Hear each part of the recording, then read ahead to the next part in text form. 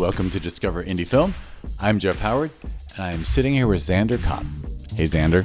Hey, Jeff. How you doing? Doing great. That is good to hear. All right, everybody, you should listen to the podcast before this one. This is a 4 questions podcast, as I like to call them. That means Xander's going to answer 4 questions, which are: name 3 films you love, name an underrated film, an overrated film, and a lesser-known film for people to seek out. But the reason you should listen to the podcast before this one is that was Xander's interview, all about Xander and his film Carter, which took home the Filmmakers Award at Film Invasion Los Angeles for Outstanding Short Film Horror. I'll add that I didn't say this the first time, but like the Filmmakers Award, that jury's all your peers. It's alumni with the festival, so that is very cool. And so listen to the podcast before this. You learn all about Carter and his work and his life and what it's like to grow up in Toronto, move to LA, and then have the Blue Jays and the Dodgers battle it out in the craziest World Series ever. Goofball reference. But anyway, so click the links in the show notes about Xander. Listen to the podcast before this one about Xander.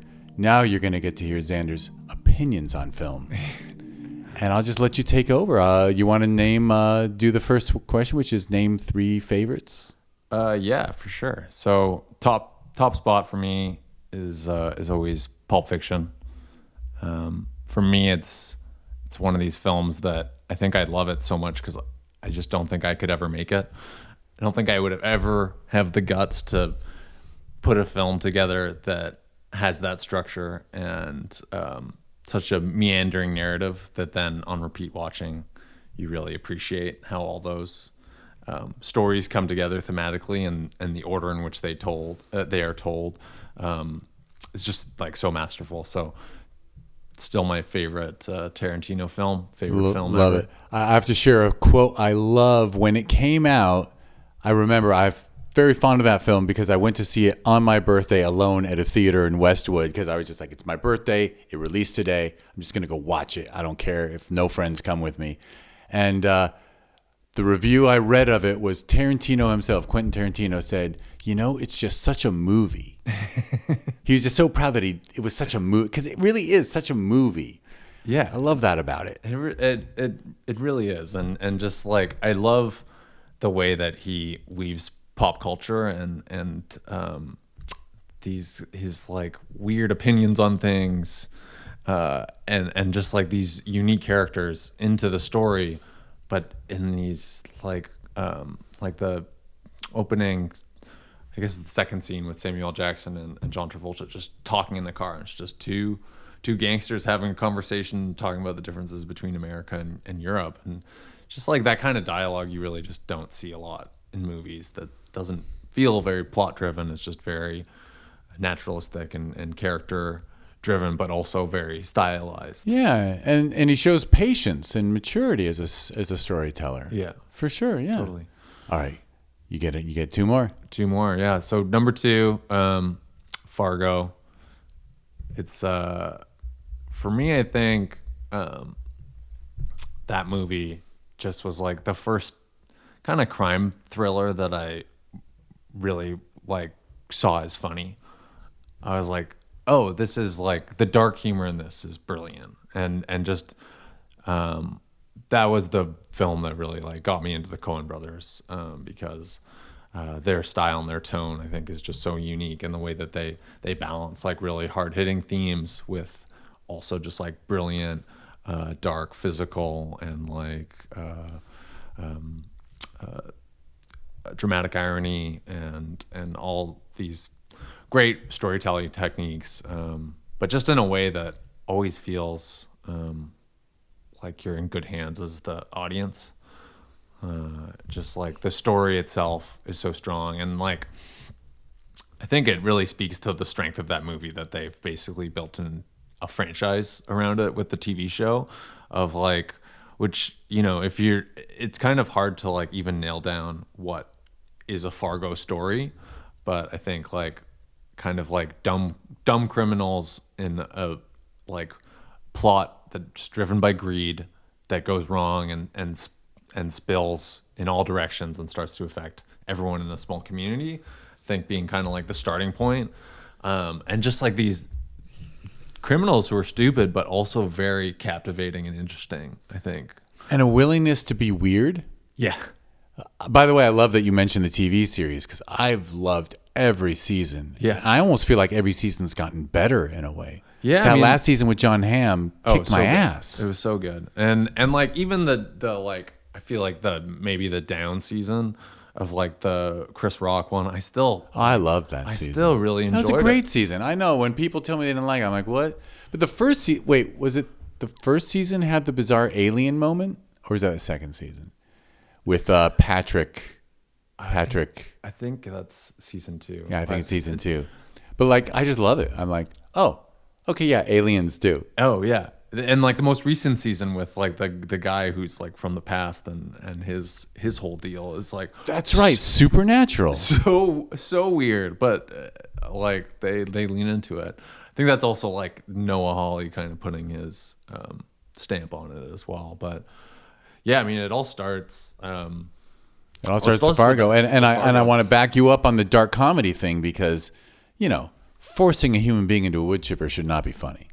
Yeah. And it really is. I know it for some like because of the setup and like the visual of it and like it being Frances McDormand pregnant chasing him and like just all the elements add up to it being comedic, and I think it's just like it's something that's really hard to do, but they just do it so well. So well. All right, Fargo. Well, you get one more. One more is Napoleon Dynamite. Oh, nice. Yeah. So I had to throw a comedy in there, but that film for me, I think, growing up in like what I look back on now with some nostalgia of like comedic heyday of like Hollywood comedies, of like the Ben Stiller movies, Will Ferrell movies.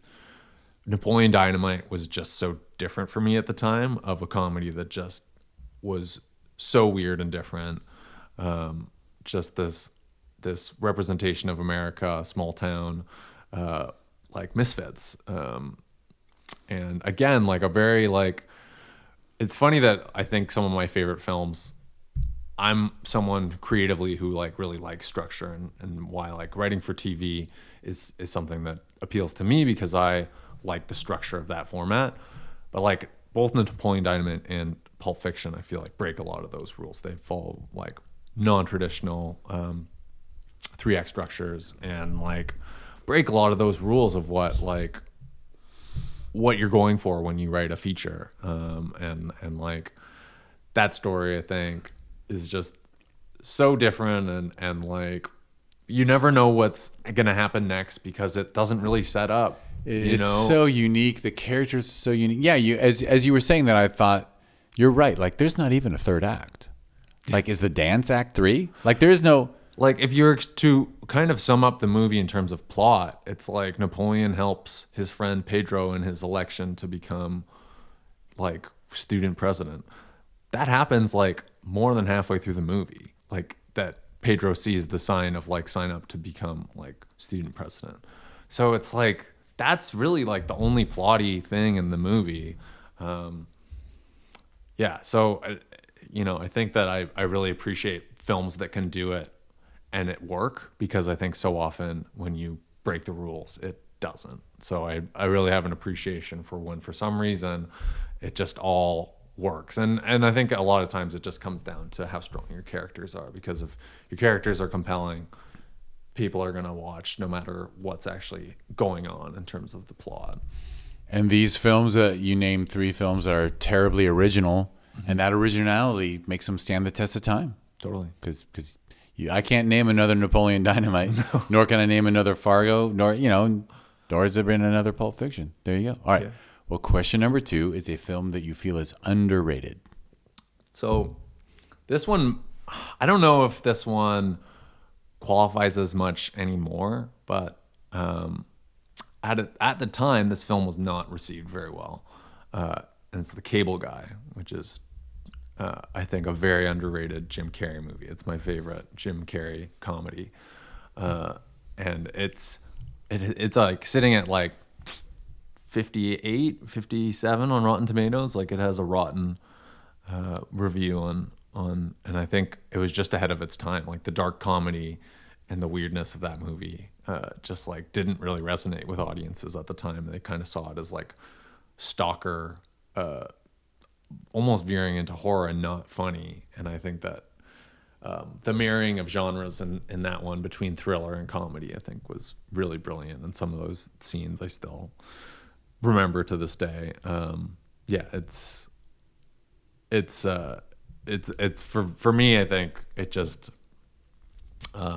captures just like the dark elements of loneliness in such a unique way. And like the film Friendship that recently came out with Tim Robinson and Paul Rudd, I think was definitely influenced by The Cable Guy. And that movie, I think, was received very well. So I think that like today's audience would appreciate The Cable Guy a lot more than when it came out at the time. I think you're right. I'll cop to it. I saw Cable Guy. Shit, I might have seen that opening weekend in theaters when it came out because I was fan of both. Yeah. Stiller and Carey, and yeah, walked out going, no, I was not happy with it. And I haven't revisited it. And what is that, a 30-year-old movie now? Yeah. Well, you should revisit it. That scene in Medieval Times is... I do remember Janine Garofalo did her cameo in that, right? She was the waitress? Yeah, I believe so. I believe so. Yeah, because she carried his first film. Yeah.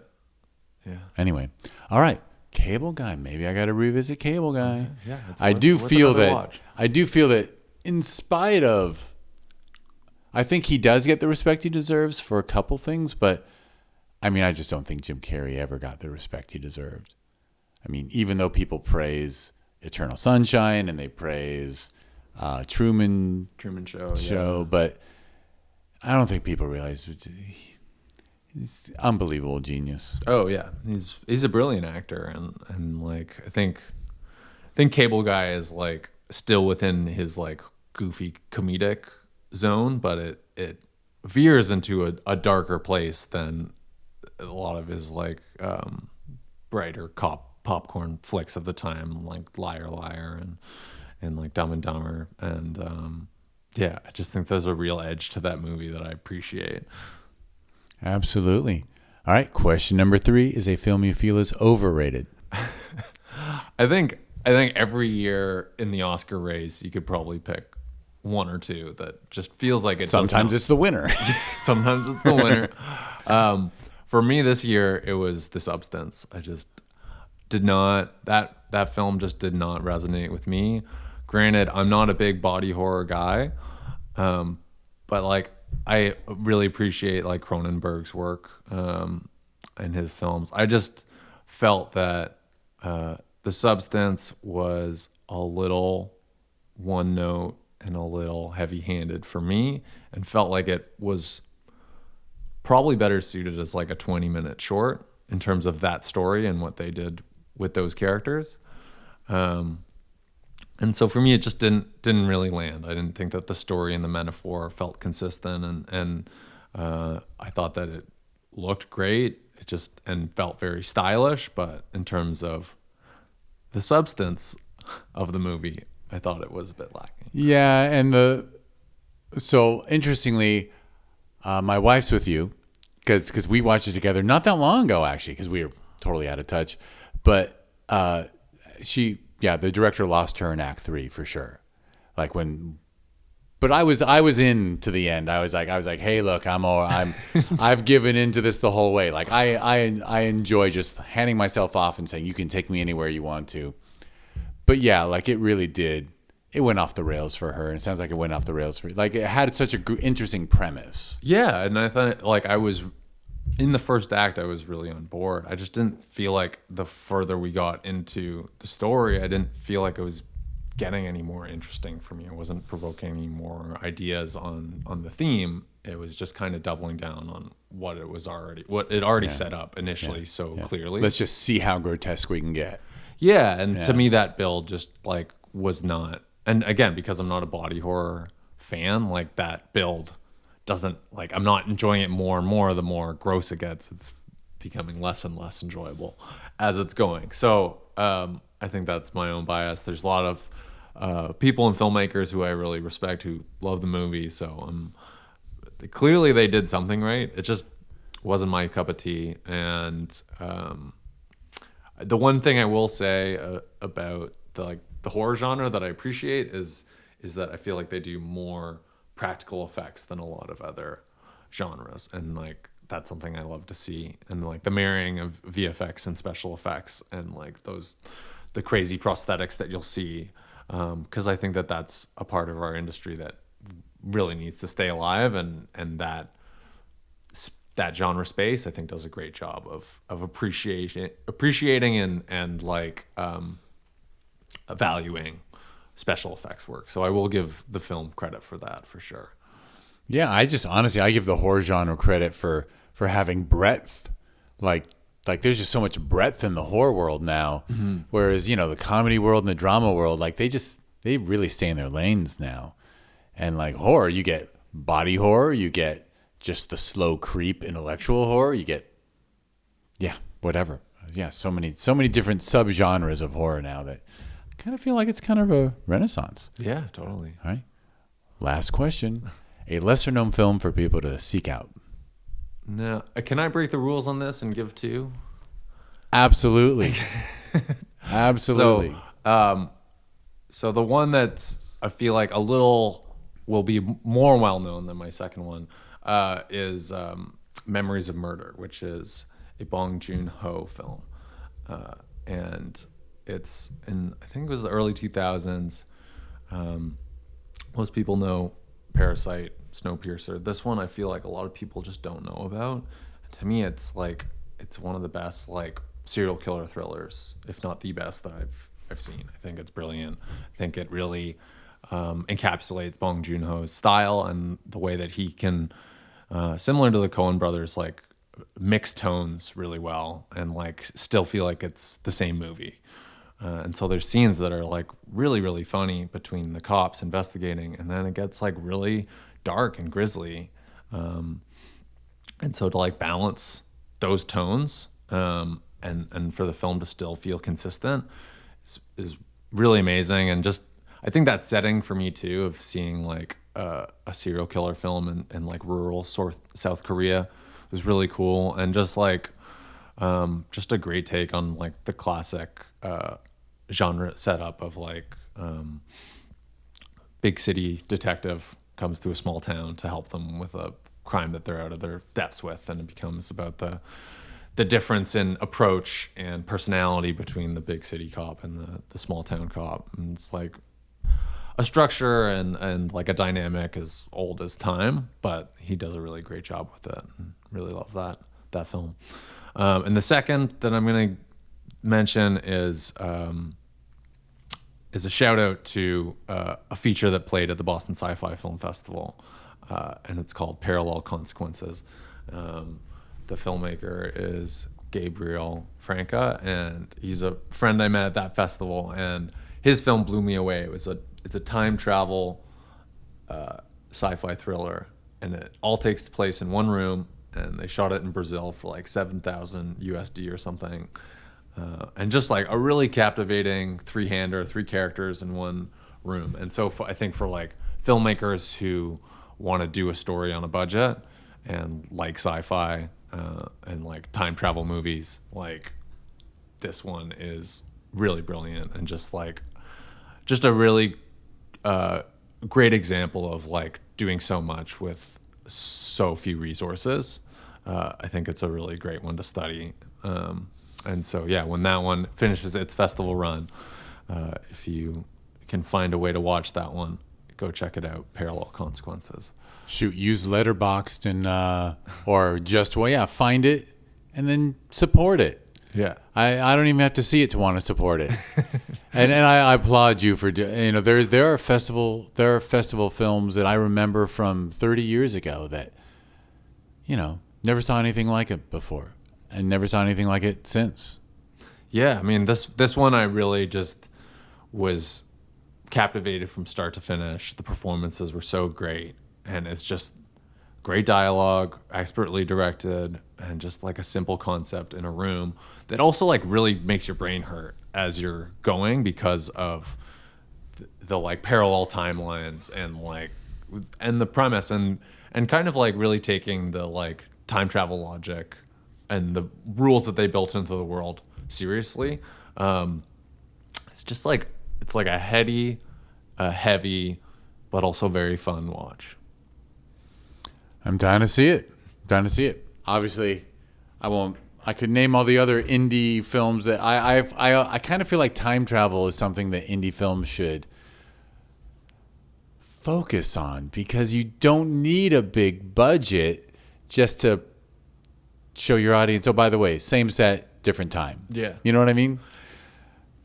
I mean, Primer is the perfect example, right? Like, you don't need a big budget to do a time travel story. Yeah, you don't need an expensive You machine. just need an intelligent script. Yeah, totally. And that's the hard part, because making that time travel shit work takes a mind. Oh yeah. Yeah. They so often crumble under their own logic. This one I don't think it did. They're tough to do. They're tough to like land the ending, I find, with a time travel movie. So this one I felt really did. So Excellent. Yeah. Wow. All right. Love it. All right. Well, we're good. We'll wrap it up. First of all, thank you, Xander, for being here. Thank you, everyone, for listening. Check out the show notes. Check out Xander's work. Check out the movies he just recommended. It's funny when maybe I should bring it back. I used to, when this podcast was young, 8 years ago, I would actually put the 4 questions answers in the show notes. And then someone was like, you shouldn't do that because then people don't have to listen. But maybe I should ask Karina to start doing it again, just because it's kind of fun to be able to search, you know? for sure, I feel like you go on YouTube with videos that have like numbered things, and there's always a comment that provides the Colts notes for everybody. Oh, oh my God, you're right. Oh, I could even mention something, but I won't. I won't waste your time. Maybe I'll waste your time after we're done recording. Okay. All right. So where was I in the wrap up? So check the show notes for everything Xander related. This is the Discover Indie Film podcast. If you want to learn more, go to discoverindiefilm.com. On social media, it's always at DIFwins. I personally quit social media in January of this year. And this weird thing happened. I read a book. I didn't plan on it. I ended up reading 4 books so far, but now it's been all about the festivals. But anyway, so I highly recommend people quit social media if you want to. But I wish I could. Right? I know. By the way, I still lurk. Like, I still have to check, like, stuff. I have to check for messages and shit. But, Yeah. But anyway, so discoverindiefilm.com is for this podcast. If you go to discoverindiefilm.org, that is the nonprofit that runs 2 film festivals in the LA area. Both are ranked in the top 100 best reviewed on Film Freeway, which is basically the monopoly. They're not a monopoly, but like there really is no other platform to submit to film festivals. So if you're listening to this and thinking, how do I get into festivals? Just go to filmfreeway.com. 14,000 festivals are on there. And there's 100 good ones. No, so anyway, what an asshole thing to. So anyway, discoverindiefilm.org is where you can learn about Filmvasion Los Angeles, where we showed Xander's film Carter, and its sister festival, Sherman Oaks Film Festival, that we hold every December. In fact, 1 month from now, a week before you hear this, we will have held the 10th anniversary edition of Sherman Oaks Film Festival. And those 2 festivals get their cousin in South America next year in January of 2016. 2026? Mother scratcher. How'd I get the year wrong? Yes, next year. Well, if only next year was 2016. But we'd all be 10 years younger. So anyway, Lima, Peru. Film Invasion Lima in Lima, Peru. It's going to be a wonderful time. So check it out. All right. Thank you again, Xander. Thanks, Jeff. And thank you, everyone, for listening.